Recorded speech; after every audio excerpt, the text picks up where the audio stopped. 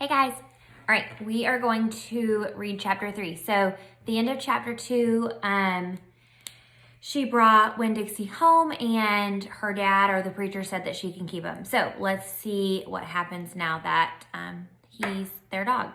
All right, chapter 3. I started in on Winn-Dixie right away, trying to clean him up. First, I gave him a bath.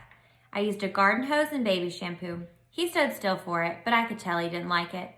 He looked insulted, and the whole time, he didn't show me his teeth or wag his tail once. After he was all washed and dried, I brushed him good. I used my own hairbrush and worked real hard at all the knots and patches of fur stuck together. He didn't mind being brushed. He wiggled his back like it felt pretty good.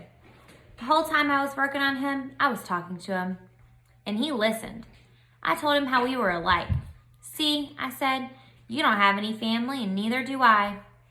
I've got the preacher, of course, but I don't have a mama. I mean, I have one, but I don't know where she is. She left when I was 3 years old.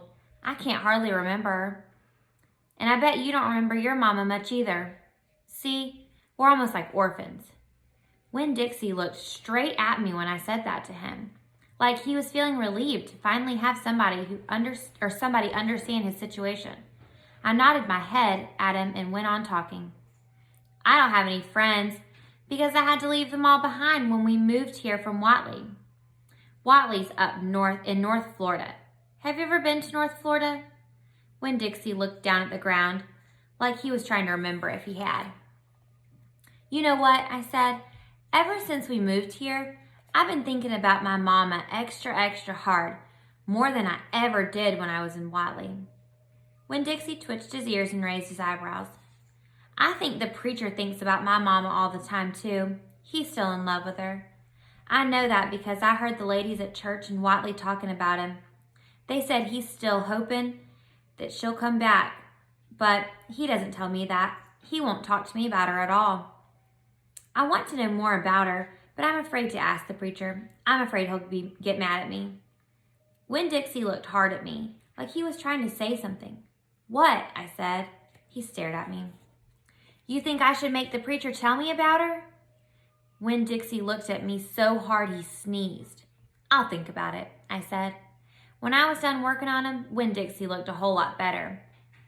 He still had his bald spots, but the fur that he did have cleaned up nice. It was all shiny and soft. You could still see his ribs, but I intended to feed him good, and that would take care of that. He couldn't do anything about his crooked yellow teeth, because he got into a sneezing fit every time I started brushing them with my toothbrush, and I finally had to give up. But for the most part, he looked a whole lot better. And so I took him into the trailer and showed him to the preacher. Daddy, I said. He said. He was working on a sermon and kind of muttering to himself. Daddy, I wanted to show you the new Winn-Dixie. The preacher put down his pencil and rubbed his nose, and he finally looked up. Well, he said, smiling real big at Winn-Dixie. Well, now don't you look handsome? Winn-Dixie smiled back at the preacher.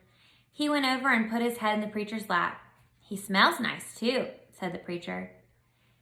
He rubbed Winn-Dixie's head and looked into his eyes. Daddy, I said real quick before I lost my nerve. I've been talking to Winn-Dixie. Is that right? The preacher said. He scratched Winn-Dixie's head.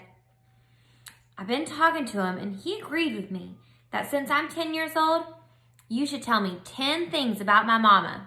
Just 10 things, that's all. The preacher stopped rubbing Winn-Dixie's head and held real still. I could see him thinking about pulling his head back into his shell. 1 thing for each year I've been alive, I told him, please. Winn-Dixie looked up at the preacher and kind of gave him a nudge with his nose. The preacher sighed. He said to Winn-Dixie, I should have guessed you were going to be trouble. Then he looked at me. Come on, Opal, he said. Sit down, and I will tell you 10 things about your mama. All right, guys, I will see you back for chapter 4.